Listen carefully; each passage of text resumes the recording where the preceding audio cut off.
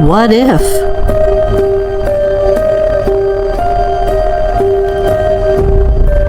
You woke up tomorrow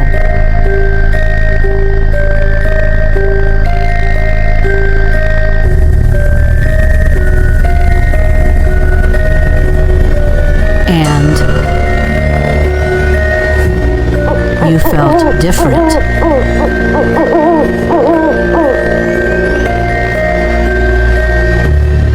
What if?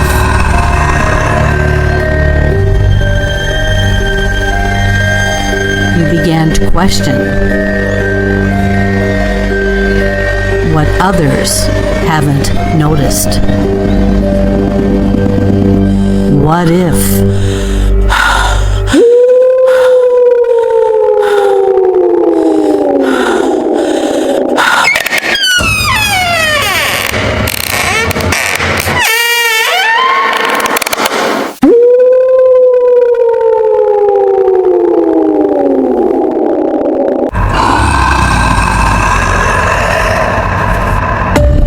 I began to have experiences I could not explain at a very young age. Our worldview is filled with intrigue, wonder, adventure, and of course, mysteries. However, there are some situations that we cannot fully explain, and it's time we open up this dialogue and talk about our experiences. I am your host, Dr. Kelly Renee Schutz. Welcome to Haunted Mysteries. Welcome to Haunted Mysteries Podcast. I am your host, Dr. Kelly Renee Schutz. This show will air every other week on the Get Haunted Podcast Network. So sit back and relax, and if you miss it, go to the Get Haunted Podcast Network Facebook page or to my YouTube channel under Haunted Mysteries Podcast.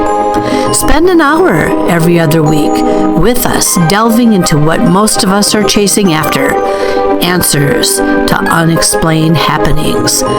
This show brings you a bit of chatter, topics, theories, guest interviews, and more. May you be a believer in cryptids, apparitions, UFOs, consciousness abilities, or anything else. Know that there is another person out there who has experienced something similar or a bit stranger. It's not always in our imagination. This episode is pre-recorded.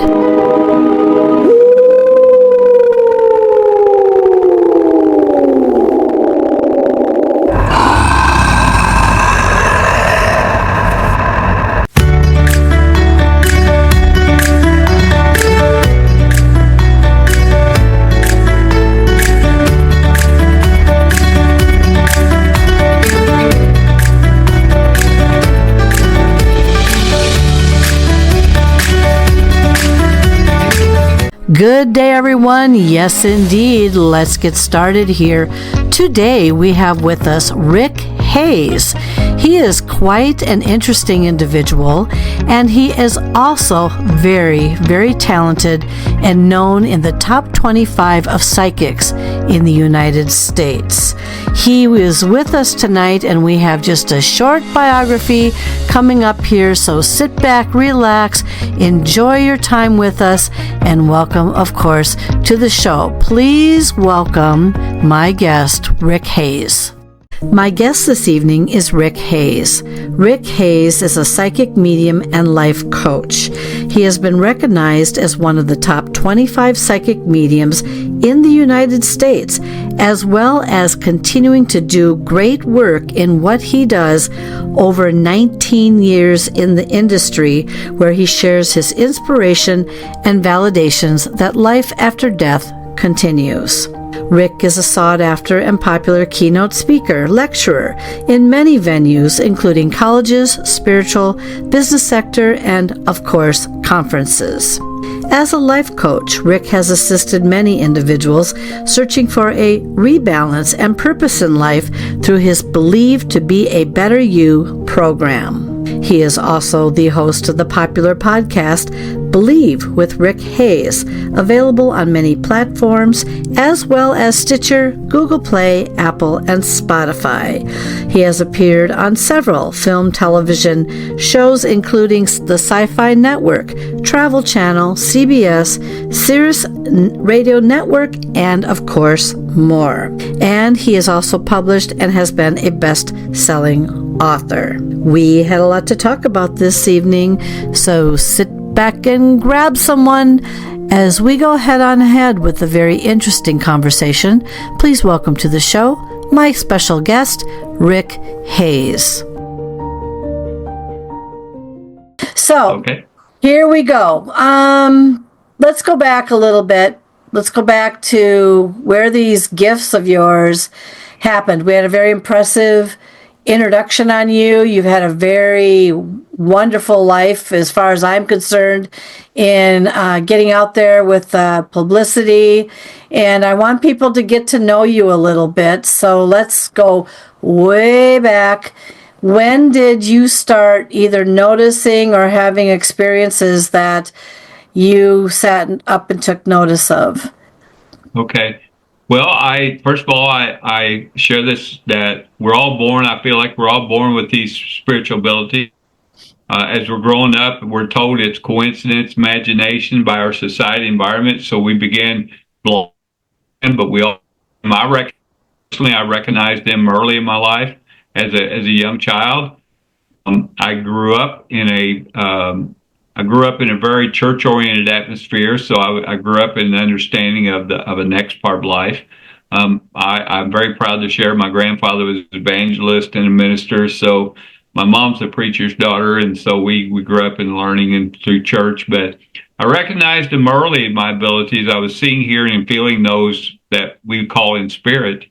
And but I like sharing that I didn't talk about them. My family didn't talk about them because of the environment. But I always like saying also I didn't talk about it because I wanted friends, and nobody would really be my friends if I told them I was seeing these things. So I just kept them to myself, and I grew up with them. I learned to be normal with them in my own life, and I didn't really bring it out in the public till it's been 25 years ago now that I had an experience in my life that basically was sharing with me that I was given something that I was to serve and not to be selfish with. And so for the last 25 years, this has been my path to purpose, and it's been incredible 25 years. I keep looking forward to the next day and excited about it. And so it's been a tremendous life journey, to say the least. So what was one of your first experiences that you remember? Did your parents ever share with you? And yes, I grew up in a very religion-based background. It was either if you ever experienced something, it was either the devil or an angel, maybe. And when you die, you go to heaven, but you don't talk to people after that, kind of thing. You go and visit them at a cemetery and you say hello, and that's about the extent of my teachings. But I want to know, because that's interesting about your parents. What did they ever have these kind of abilities? And if not, what was one of your first experiences that happened to you? Well, I like to say that my mom has these women's intuition, but again, because of their upbringing, what we define as a psychic and medium, they would kind of condone that. So we don't see it in the family other than me as far as abilities. My earliest I recall was I remember I think I was around 5, 6, maybe 7 years old, and we was at a friend's house, and I remember my dad and this friend that he worked with was standing near the stove in the kitchen. I was sitting at the kitchen table just watching them, and they were talking to each other about this guy who they had worked with that had passed, and my dad said he didn't know he had passed. And so those two are standing right there talking to them, and I thought, well, why aren't they talking to the other guy standing there? And it happened to be, and then I recognized the guy talking about. Well, see that, but as a little kid, I couldn't understand why they weren't seeing it. And so, and then the other thing is my grandfather, I was 7 months old when he passed, but he's been with me all my life. And he was the evangelist and minister. And I remember as a little boy, he would come and comfort me and kind of give me directions. He still is to this day. He's given me directions and given me an understanding of what I'm doing in my life right now, especially. So, but yeah, that's a couple examples I have as a kid. Yeah, and just to add to that, Kelly, I mean, I was not the normal kid, not just because of my abilities, but I just always have been who I am, And so when I was a little kid, I was bullied in school, and it was because, first of all, I was small and little, but because the other boys be wearing their jeans and their flannel shirts, and I'd be wearing my medallion necklace and my scarf around my neck, and in the fifth grade, I was a hippie in the fifth grade, and so I struggled with not so much with myself and understanding who I was, but struggling trying to fit in, I guess, is what it was. Oh, I think we all tried to fit in. I think back to my own high school and also my grade schools and stuff like that. And I was a very, wouldn't say I was shy, but I was very depressed. I had a lot of stuff going on in my family that I held inside, which, by the way, if you hold a lot inside, after a while it has to come out in some way, or it might change the way your brain rewires itself too. But I was that kid that felt like I wanted to fit in, but I just felt like I could never find the right group of people to fit into a group. And I didn't necessarily have abilities to see things, but I had a knowing that was very obvious to me, and I attributed that to my genetics, believe it or not, because I was having experiences at the age of 3, 4 with visions in my dreams that would show up on television the next day, that kind of thing. Then as I aged, I started to, maybe I was just a good observer, or maybe I put the pieces together a little easier, but I would tell people, I would warn people, this is going to happen, this is blah, blah, blah. It was so obvious. And they would always discount me. So it was like, being tossed aside. So I do understand the struggles that people have, and many people can relate to this. That even if they're in a clique group, something that appeared popular, even within their own clique group, they were struggling to maintain some kind of an image or the clickiness with their group, and not always did people come together. That's interesting that I'm laughing inside about the scarf that you wore around your neck.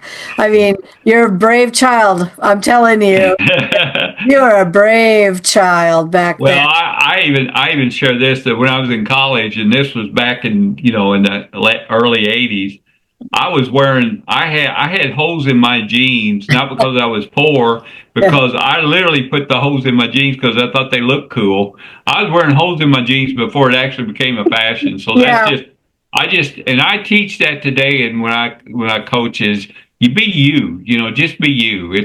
It's not what society's telling you to be. You be you, and you'll find a more fulfilling and enriching life if you just allow yourself to be you. Oh, I agree with you 100%, because I struggled so much I was trying to figure out how to get and gain more acceptance, and it was just, I could never somehow figure it out. I did bring this up on a show that I just recently taped, that when I went to college, I changed my personality. And no one knew me from high school. And so I decided I'm going to break out of this quiet, depressed, very somber. I was a very studious a very studious, student. So I delved into that, but that wasn't necessarily interesting either. But when I went to college, I became quite mouthy.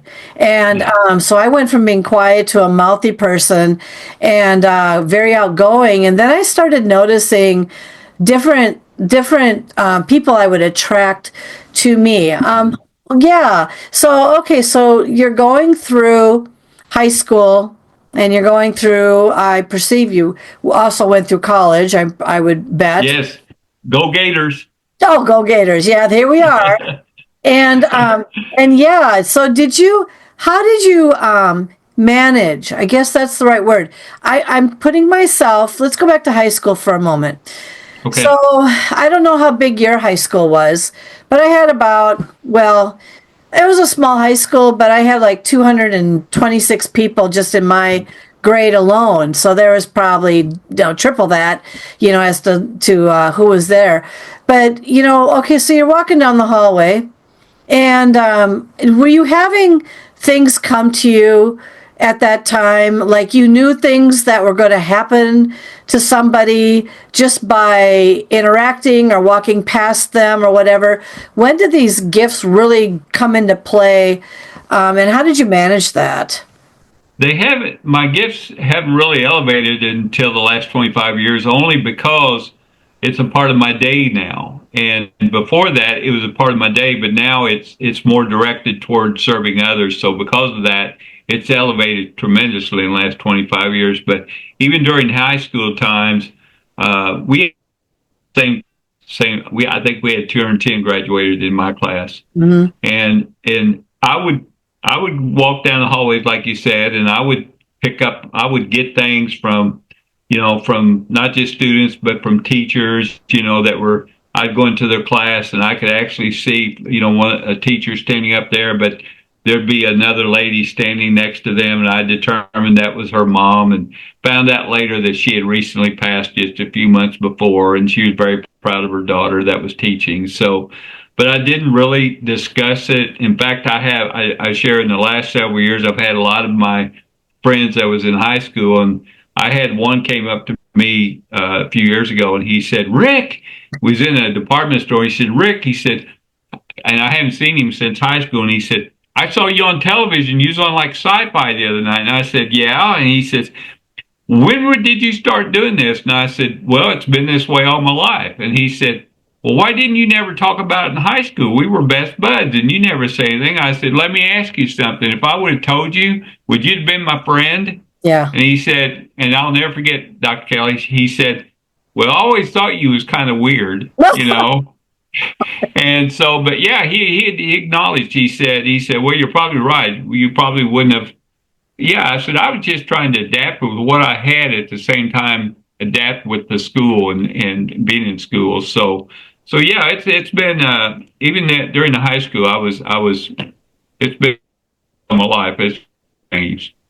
Yeah, it's and you're right on that. I mean, you have to take your moments and figure out what you're going to do with them, especially when you meet people, because I share this all the time, but I came out of the paranormal closet in 2016. I couldn't take it anymore. I was having all these unusual experiences happening to me. I didn't know much about the paranormal back then, okay? And I just had to write about it. I couldn't, it's like these things were just so unbelievable. And of course, keep in mind, I was just sharing this with someone on their show, actually yesterday, that yeah, I went to a psychologist when I was younger because I had so much anxiety, and I was getting ulcers, and I couldn't control all this stuff I was holding inside, and all these things that, and add to this and that, and maybe it wasn't the genetics, maybe it was something else, and oh, it's all in your mind, or oh, that's a coincidence, or should we put her in a straitjacket, that type of attitude. And it's like you hold this stuff inside. Well, in 2016, I couldn't bear it anymore, so I came out. And you risk, even at your own jobs, I mean, think about it for a moment. Do you want to stand in the corner with someone and talk about the ghost that, approached you last night and what went on or what you saw? It's a really difficult kind of conversation to have unless somebody gives you a cue, and then you can start to open up and maybe share your story. So that's very interesting. And yeah, this is what happens to people. I wonder to this day, back in my own high school, I wonder how many of my classmates had a gift that none of us really ever knew about. Isn't that interesting? Do you know? Yeah. And I was going to say, you mentioned about working, work environment. I was in the corporate world for several years. I always loved sharing this. For the last 25 years, been able to share this. I'm so happy to be out of the corporate world. But I was working with a company that I reported directly to the owners of the company, and I knew about these abilities. Of course, I didn't really was sharing it. I had shared with the one or two, but one of the owners, I went into her office because we'd get together in the mornings with a cup of coffee and go over some business strategies. And when I came into her office, she was in tears, and she got off the phone, and she was sharing with me that she got off with her husband, and a good friend of theirs was heading to the hospital. He was battling cancer. Didn't look like he was going to make it. Well, she was telling me this, and as she was telling me this, there was this spirit standing next to me and kept saying, "Tell her." And so I thought, well, no, I'll get fired if I tell her because she don't know anything about this. Right. So I didn't really relay any. I did for a while, but then we sat there. The more I sat there, the more he kept telling me, "Tell her." So I gave her some messages and didn't understand what I was talking about. But to make a long story short on this, that was on a Friday. She gave me the validation that we shared about what I was told. And she's the one that really, I've been for all these years sharing that. She's the one that really, that experience triggered me to say, I need to quit being selfish with this, because she came in my office and told me she had been, the individual had passed over the weekend. Mm-hmm. And she told me, because of what I had shared with her and the messages I had given them so much comfort. And she literally gave me a little push, and she said, "Why are you being so selfish?" And I said, "What do you mean?" She said, "You've got something that can be really helping people, and you're keeping it to yourself." Mm-hmm. From that night on, I cried, I prayed, I talked to my sister. I said, "I don't know what to do," and so I decided they may put me in a rubber room, but I'm gonna bring out the public with this. And so from that time on, from 25 years on, this has been my purpose in life. And it's the same thing in corporate. It was just a struggle much in the corporate world and the business world as it was in high school and grade school and college, because you were always around individuals that you felt these things, you heard these things, you could tell these things, but you didn't, because it's like, I don't want them to think I'm nuts, I'm crazy. So I didn't talk about it. Well, it is such a great feeling now to just be able to talk and be on your show and share these things. And I don't know if you saw this, Kelly, but the last few years, people are getting more connected and more attuned to the spiritual side of things. And they're not so much saying, this is what I was taught, this is my... They're saying, no, wait a minute, there's got to be something more. I'm seeing that a lot. And I'm helping individuals to evolve their own abilities to do so. Mm-hmm. Yeah, since 2016. Okay, so here was a couple wake-up calls in 2016. So I was having all these experiences, right? And I had to keep my mouth shut because I worked in law, and I also worked as a college professor. No and no. You don't sit there in law and start telling them that you saw a woo-woo ghost last night or had an experience. They will usher you out. Okay. The same with the college. Well, and Rick and I come from a similar state. We both live in, Indiana, and I lived there for 22 years, and I had a haunted classroom because I'm such a beacon that these things, I worked on a campus that was notably haunted because it used to be a sanatorium back in the day, and I talked a lot about this in this book that I wrote. I couldn't hold it in, and I started having experiences in my classroom to the point where students were frightened. They were coming up to me and saying, I'm hearing things whispered in my ear back in the corner. And I had interactions with my equipment in there and things. And then when my dad died, the screen started to slowly go up, and it never ever did that in 14 years I was in that room. And what are you supposed to do? Turn around and go, oh, gee, my dad just died. Traumatize an entire class with that. And so there were things I just held in. But to your point on that, I couldn't hold it in anymore. In 2016, I wrote my first book. I took a great risk with my whole life. And there's people that could relate to this, but they were also, silent. And next thing you know it, and yes, there has been a shift. There has been more, and keep in mind, my friends, most of them, I'd say, they're all skeptic. They don't believe in this stuff. They've never had an experience. They don't want to have an experience. And I can't talk to them about anything. So back then I got on my first audio show. And at the time I didn't know podcasting was a thing. There was like 10 to 20,000 paranormal podcasts back in 2016. I don't know how many there are today. It's very popular. But my point is, the very first show that I was invited to be on was I thought they were going to attack me for my experiences because I wrote this book and we want to talk to you about your book. And I thought, oh, dear God. So I took over that entire show, literally wouldn't allow them to ask me a question. And if I did one question, I twisted it in whatever. And then come to find out that these people are very well known worldwide. They had no intention to attack me, just wanted to hear my stories. And I'm coming back to you on this.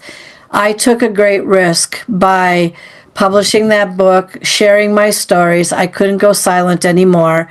And by the way, since I've been in this community, as you, I have never felt so free in my entire life. However, there are still naysayers out there that hold a position of power. I can't tell you on air what I'm referring to. I will share with you after the show what I'm talking about. Position of power, because they don't believe in this stuff. Even if you are the most impressive person on the planet, they will hold you at an arm's length to prove their own point about not wanting to engage in this stuff. So I agree with you. Yes, there has been a shift. More people are more calm about it. Have you ever had anyone, knock on wood, other than naysayers, once in a while, have you ever had anyone approach you and try to, I don't want to use the word attack you, criticize, minimize what you do, anything like that go on in your life?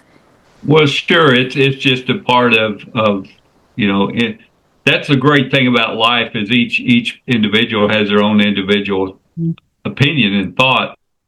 I always shared, if we all thought the same thing and believed the same thing, we'd be like robots and we would never learn. So the good for me is if someone comes up to me and they, either kind of degrade what I'm doing or they're giving their own opinions, I'm looking at it as, okay, I'm learning from you, because if you thought exactly like me, I wouldn't learn, so I look at it that way. But yeah, I mean, it's a continuing basis. It doesn't seem like it was as near as it was years ago when I first started. Mm-hmm. I think my reputation is built to where I'm getting a little more respect than I did at the very beginning. Yeah. But today it's just common. I give it a grain of salt if someone is really trying to belittle me in some way. Mm-hmm. It's like I respect your opinion, but I am who I am, and I know what I know, and I believe what I believe. So, and you can believe what you believe. So, but yeah, it's they're there, but it's I look at it as I'm glad that they're there, and because we learn from it. Mm-hmm. Well, and there's so many of us now. This is the thing. I think a lot of people are a little bit less shy about remaining silent, or they at least they're gravitating towards individuals that they know that they're not going to be judged by, because there are those skeptics out there that, everything's got to be like a pony trick. Oh, you got that from the internet. Oh, I'm all over social media, so that's where you grab that from, et cetera, et cetera. The old song and dance. Oh, prove it to me. Say something to me. I'm thinking of something. What am I thinking? All this kind of crap that. What's the lottery number for Yes, this? well, yes, exactly. What are the lottery numbers for the week? I've By got an answer for that, actually, Dr. Kelly. When someone asks me that, I always say, if I knew the lottery numbers, guess who would have them? Exactly. Well, I did have a gentleman, by the way, when I was being interviewed on a very well-known program, and of course they have the chat room, and not always can you get they not only always can they get the those types of negative people out of there. But there was a comment when I was talking about predicting the Kentucky Derby winners, winning lots of IRS jackpots in a casino, and all this sort of thing. And I was talking about my abilities to be able to do that. And a person wrote on the chat room and said, well, if she's so good, then why isn't, kind of like why I'm not a millionaire or something. Well, how do you not know that I'm not a millionaire? How do you not know that I am not sharing some of my secrets with you on this show when I'm going to keep them all to myself, that kind of thing. But I agree, people want all this proof, right? It's got to be proof. That leads me to the next question to you. I find it very fascinating. So I only met one guy. Well, I met many people who've shared their stories with me. But I met one guy who had a conversation with a apparition that was in full body form, solid, looked like we were just like you and me, chattering away with each other. He literally talked to him, he said. He will not back down on this story for a half hour. And how he came to learn that he was deceased was when he was going to, he had to go to the office. He wanted to get his address because he wanted to contact him again. And the guy said, well, that's impossible. He's been dead for 9 years. He says, no, he's not. I was just talking to him outside, da-da-da, this is what he looks like, da-da-da, all that sort of thing. So I came to learn over time that an apparition can only hold their energy for maybe, who knows, 5, 6, 7, 8 seconds or something like that before they kind of dissipate. What are your thoughts about apparitions, how long they can hold their energy for, and do you see them in physical form or do you see them as translucent? Well, there's the most common way for me, hasn't changed in my life, is they will acknowledge their presence to me by a light, of light, very colorful in the center. I like sharing that. The way I look at that is that they're no longer in a physical body because they left the physical body, went into the original body, which is the spirit and soul. So, that being said, they may be showing me their body now. I don't know. It's energy. We're of energy. That's what it is. Sometimes I see them as a shadow form. The most, if I get them as physical, what they look like in their physical body, I will get that if I'm in a historic location, like we were talking earlier before the show about Rock Island, the YMCA, when I actually saw them as physical. And again, they're doing that just to let me know that they may have been a part, their life here on the physical body, may have had a memory in that location, may have worked there, may have had something happen there. So they want me to understand maybe the time period they were there. So they will do that for me. I don't feel like so much that they have a certain length of time to hold their energy, because really time is infinite when it comes to the next part of life. I think it happens more with us ourselves, that we can only hold our attention or our own ability to connect with them for a certain amount of time. My private sessions usually run about 90 minutes, and they will be with us the whole 90 minutes, those who want to come forward. And it's only because I'm focused on, like right now, I'm focusing with you and the show. But if I wanted to focus on individuals or spirit that are around you, then I would turn my focus on them. Your energy is still there, but I'm focusing on their energy now. Whereas right now I'm focusing on your energy and not so much them. So that's my thoughts on, does a spirit have a certain amount of time before it dissipates? I feel like that's the other thing too, Dr. Kelly. I have a lot of individuals. I've been to everywhere you see on TV. I've been there. And I love saying this part. Everyone thinks that some of this industry thinks that they had to go through a portal or they're trapped there in that location. Well, first of all, when it comes to portals, can you imagine them in the next part of life trying to find a door to get to the other side? They're running right everywhere trying to find this door. I feel like they're here. It is, again, us restricting ourselves. They can be anywhere they want to be. And as far as being trapped, I have a friend that had a very well-known show for many, many years, still kind of going. And I don't watch those shows very often, but I saw one of his shows where they was in a place and they saw the spirit, they captured the spirit going across the hallway and into the wall. Well, soon after that show, this individual said, well, we've come to the conclusion that there's spirit are trapped in this location.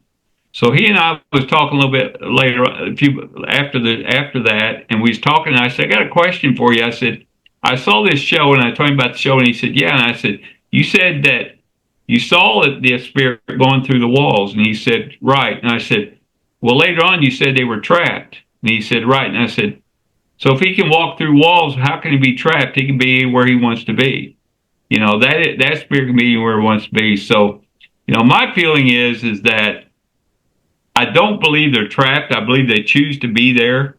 Like if I come home, you're going to show me around. You're going to show me where the rooms are. You're going to show me. You're going to make me feel. You're going to tell me about maybe Christmas there last year or something like that. I feel like when we go to locations like that, that's what they're doing. There are tour guides. They're letting us know what it's like. If I go to someone's home and we start communicating with one in spirit, that spirit may be telling me that they lived there at one time and they start telling me the memories there. They're not trapped there. They're just choosing to let us know what it was like there. Mm-hmm. Interesting. Which brings me to the next question for you. So I'm telepathic. I learned this when I photographed. We just had tornadoes up here, so anytime we have tornadic activity, we're all over it because it's everywhere in Minnesota sometimes, and of course, it's unpredictable. That's why they're tornadoes. But I was on my grandparents. We used to be, and I'm looking at their picture right now. I have it in my office, and there was a tornado that went through this very colonial Dutch. They literally built by themselves, back in the 1800s, late 1800s, when they moved over here from across the pond. And anyway, a tornado ripped through the property. It knocked down trees, but nothing ever seems to touch the house. It was really kind of fascinating. And I was there photographing the house just to make sure there wasn't any external damage, and there was buzzing in the air because a electric line was down, and of course the property was built on top of limestone and the whole 10 yards. And I managed to photograph in a screen window my most famous picture, which is the little girl and the man that were actually staring right out at me at the time that I was walking around the outside of the property. I didn't go inside. That would have been interesting if I would have been inside. But anyway, long story short, through our development of film back in the day, I saw this on the picture. I got a laptop, blew it up, and said, "Holy cow! Wow! there's two apparitions looking right at me as I'm sitting here taking a picture of this house from the outside. There are things I learned about myself in that. I went back and I asked, stood there on the lawn, looked at the window. Of course, I never visually saw them. And I just asked what the message was for me. And I didn't hear it as a man, and I didn't hear it as a woman. It wasn't a child either. It was just a voice, and it said that the genealogy was wrong. And I thought, what a really weird thing to say. The genealogy is wrong. I was really puzzled by that. But the genealogy of the little girl and her name was wrong. And I had put down somebody else, and I matched this gal with a picture that of when she was a little bit older, and she died older but showed younger. And I believe that was my great grandfather who built that house, and they were there sending me a message. Now, never saw him after that point, of course, wanted to again, but that's when I learned I was telepathic. So my question to you is, how do these voices come to you? Do you hear them as male, female, or something in between? Well, I can determine the difference, but well, first of all, I always share that they're no longer in a physical body, so they're not using the physical voice. It is, I like to say that it's a thought, it's a spiritual thought connection. I do hear them as words. I get 2 or 3 words at a time. I've learned through the years to put it in a sentence for everyone. But it's the words I get is words that sometimes doesn't make any sense, but I just have learned to just say it anyway. So, does that answer your question? Do I need to? Can you It comes ask to the you in a question thought. again? It comes to you in a thought form. So, Yeah, like, yeah. so when you're channeled, do you ever hear a voice? Some people always want to say, oh, that's your inner voice, that's your inner guidance. And it could be, but it's not my voice that I'm listening to. I'm channeled to go to sit at certain slot machines. I'm channeled to write books, and the words are coming from something. And I wouldn't say, even though I've got 5 advanced degrees, that doesn't mean anything if you can't write worth a darn. And I wrote 2 whodunit books, and I've never read a murder mystery book in my entire life. And I wrote 2 of them, and then I'm now writing a self-reflection book, and I wrote children's books and all this, and I get a little help. I literally have to sit and be channeled, and then my fingers just start going, and I'm listening to I pay attention. So what comes to you? You're hearing words, you're hearing thought words. The type of voice that you hear, I would bet it's probably not one of your own. Well, they'll guide me. Well, first of all, I teach this that again, don't second guess your thoughts. That's one of the restrictions that we have when our loved ones in spirit are trying to guide us in our life and be around us in our life. We want to second guess it. I always give the example. You got to use You got to use logic sometimes. You know, if a picture falls off a wall of a loved one, but at the same time you had an earthquake, I think the earthquake had something to do with it. Yeah. But we have a tendency when something like we get a message like that, or we hear something like that, we immediately want to say, well, I just wanted to think of her. I just wanted to this to happen because I'm thinking. No, it's them. You know, I ask all this to a lot of individuals. Have you ever sat at home and you're watching TV and all of a sudden you're thinking of your grandmother, or your mom, or a loved one, and you think you see something in the corner of your eye, and you turn to look and there's nobody there? Well, you actually saw someone there because these physical eyes cannot see the spirit, but when your physical eyes are focused on the television or what you're looking at, your spiritual eyes are connecting with those that are on the side of you. But when you turn to look, your physical eyes are taken over. It's the same thing with them speaking with you. If you're sitting there and all of a sudden you think, why am I thinking of a grandma all of a sudden? You know, it's her way of saying, guess who's here? I'm right here. You know, so don't second guess what your thoughts are, because again, we've been raised to say that sometimes what we think, what we get in our thoughts, there has to be a rational reasoning for it. We have to have something that make it concrete. When actually what it is, it's a lot of times it's loved ones in the spirit that are saying, and again, you got to use logic. I'm not saying everything you get is going to be from them. Sometimes it is your own brain that's working that way, but pay attention to what you're getting and then don't second guess it. That's what I express, and that's what I get. I say things in my private consultations. I had some today that I get things that makes absolutely no meaning at all. And all of a sudden, I've learned to just say it. And when I say it, I mean, they just automatically tell me this is the validation. It's like, well, I didn't know what they meant when they said there was a nick underneath the squirrel ornament, And so yeah, pay attention to that. So you have an ability to notice or see people or deceased around people periodically. Has that ability strengthened over time since you've started developing your skills? And do they look solid to you, or do they look somewhat? I know I asked this before, and you see some kind of a light that's kind of glowing, but I'm going more now for the facial expression, whether or not you can tell if it's a residual energy or whether it's an actual intelligent energy. Why would they show up if they're residual? I don't know. Maybe they would, but sometimes they look so empty. What kinds of things do you notice regarding their expression?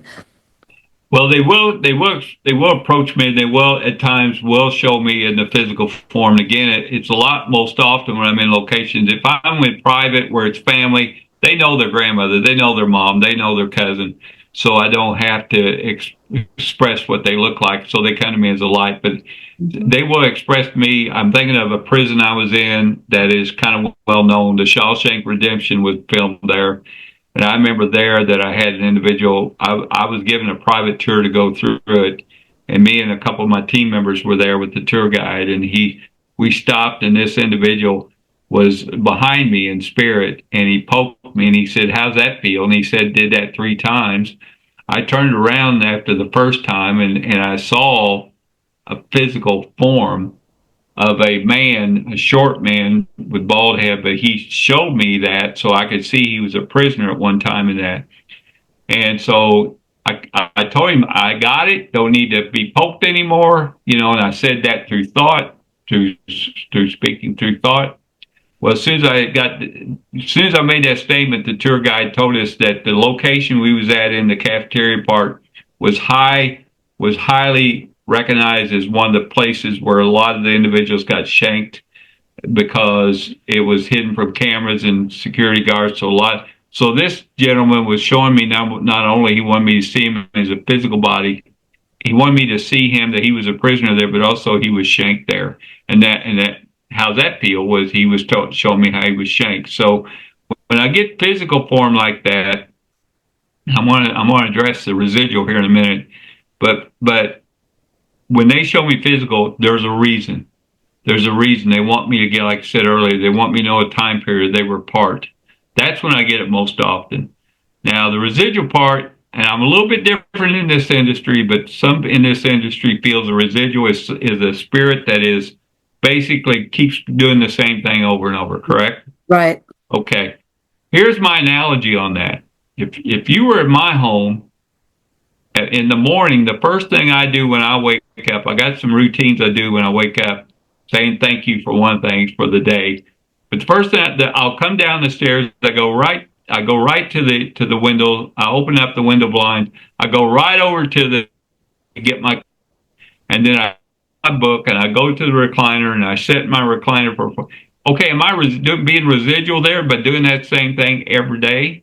So I feel like a lot of times when we get a residual spirit like that, they're not stuck doing that. They're saying, this is what I did, this is a part of my routine in my daily life. Learn from it. I went to get my coffee. I went to get my book. This is what I did in the morning. I don't feel like a residual is a restriction. I think it's more of us, them helping us to learn what their life was. Yeah, I had a situation on this same farm of my grandfather's farm, And well, actually, it passed down, right? So it started with the great grandfather, and then it passed down to the grandfather. But I had an interesting situation happen to me once. I was by the barn. And the very first time that this happened to me, I had one of these word program software programs on my phone, and I'd whip that baby out because I knew that property felt, and even when I was young, I felt there was like something hanging around there, or or I was attracting things there. And then all of a sudden, it was kind of like this story came out in the army or the military, need a cigarette, something else. Okay, these type of words were coming out, so you could kind of put the story together. Well, fast forward though, years later, I was standing around about the same spot, and the exact same dialogue came up on my phone again, which was very interesting to me because I stood there and I said, did I just hear this story a while ago? I mean, am I hearing this story again, or am I standing in a place where this person's relaying something and they imprinted in, on some day? I was so confused by hearing that, but it was interesting how is this one spot. Why do you think apparitions, I don't know, get stuck? I guess think about accidents as an example. Someone has an accident on the highway or whatever. People put up a cross. This is where their loved one died, right here. And sometimes that energy sits there and it lingers there. Why does that energy stay there? Why doesn't it just move on and go somewhere else? I don't know. Or is that just saying, I had an accident here and I'm going to replay this for a long time? What are your thoughts on that? I truly don't believe they're stuck there. I truly don't believe they remain there. I feel like it has more to do with us when we go to a location and we want to learn, like we're going to do at the YMCA. Those individuals are not just staying there the whole time. They know that we're coming there. Like if you go to an accident location, they know we're there to either recognize or honor the person that passed away there, or review the accident to find. I work a lot with missing and cold cases, and I usually have 2 or 3 a month. And I share with first of all, I share with the family and the loved ones that you listen to the experts in their respective fields. So if we're talking cold cases or we're talking missing persons, you still listen to the legal and the law, no matter what I share. And if it's medical, then you listen to the medical experts. But when I go on location to where it happened or where they last was seen, the one in spirit may be there, but they're not there. They're not saying, I'm here all the time, I'm remaining here. What they're saying is, you're here to meet me, so I'm here to be with you. So just like that accident example, like you shared, Doctor, I feel like that they're only there when you're there. Cemetery is another example. A lot of individuals like to go into cemeteries, and they say, well, there's all, they're all stuck in these cemeteries. Why would you, if you had a choice to be anywhere you wanted to be at any time, at any moment in spirit, why would you hang around in a cemetery where your physical body is? Again, when we go there to honor someone, there's nothing wrong with that. When we go there to honor someone at the cemetery, they're there with you. But I share most often they will leave because would they hang around the cemetery? Now, Gettysburg, I've been to Gettysburg half a dozen times. Now, when I'm there at that cemetery, I get a lot of soldiers. I get a lot, and again, think about this though. It's not that they're just stuck in that one place. They have so many individuals come to learn about Gettysburg and what they experienced and when we go to the cemetery there, we're honoring those soldiers. They are very proud of that. They're proud that we're coming there, so they want to be a part of that.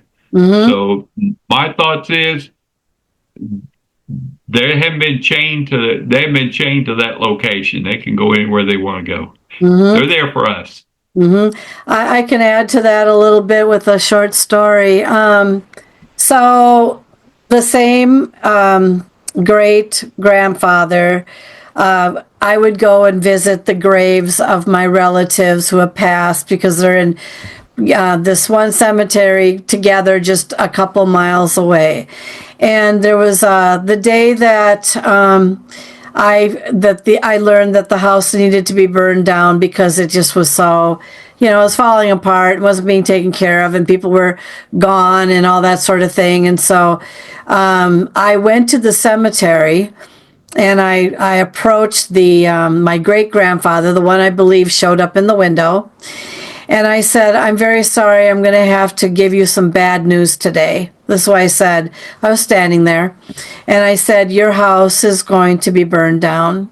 And it was beautiful. And it was the greatest thing in the county of its time. And I know you worked hard and you're a skilled carpenter and everything. But it's just in terrible shape now. And it can't be saved anymore. It's too costly to try to save it. I'm sorry.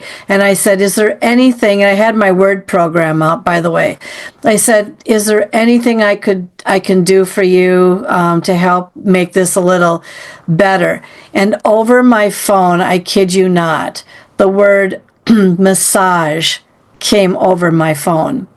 And I looked at it and I kind of jolted back. I said, massage.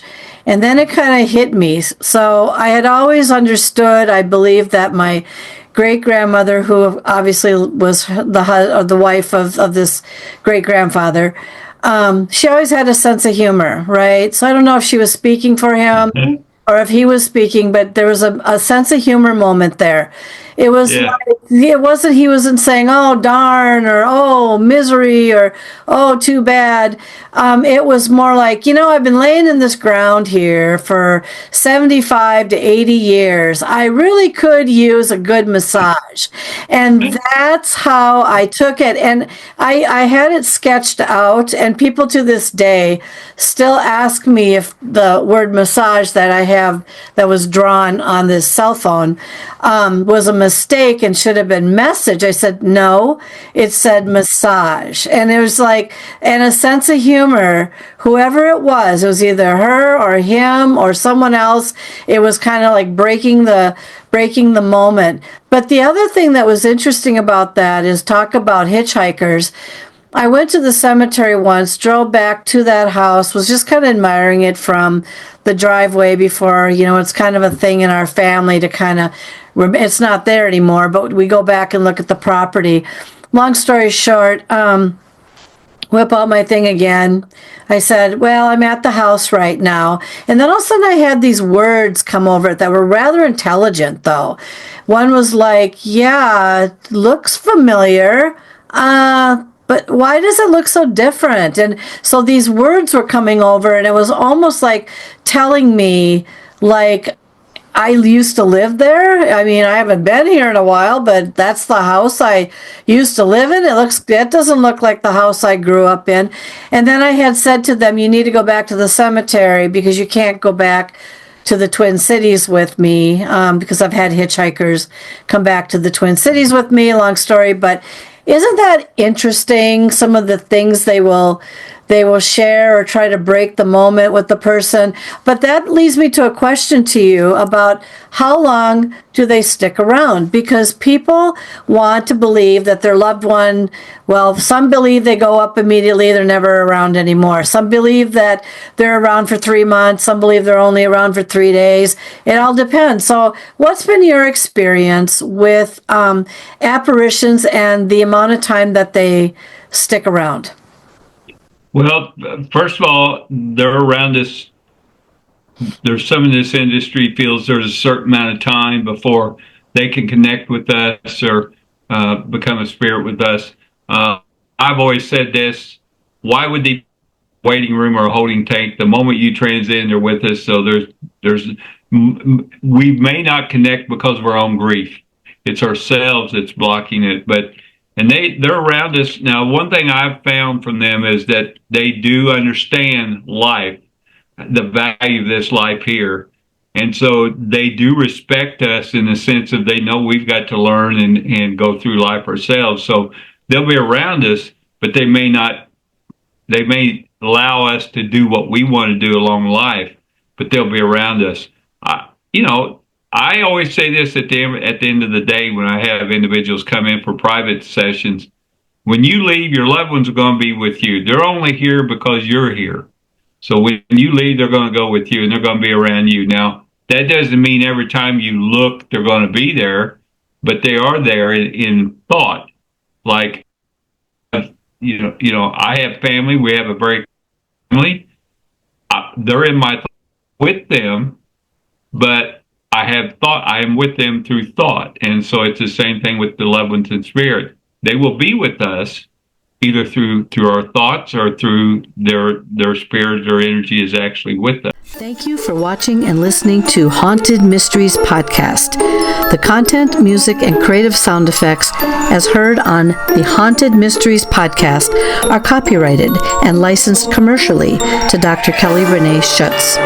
Please do not reproduce in any manner without the express permission of Dr. Kelly Renee Schutz, Diamond Point Entertainment, LLC, Paranormal Universal Press, LLC, Haunted Mysteries Podcast, and or any affiliated networks such as the Get Haunted Podcast Network. The opinions and information expressed by the guest, hosts, and sources as heard and seen on the Haunted Mysteries Podcast are not necessarily those of Diamond Point Entertainment, LLC, Paranormal Universal Press, LLC, Haunted Mysteries Podcast, and the Get Haunted Podcast Network, as well as its producers.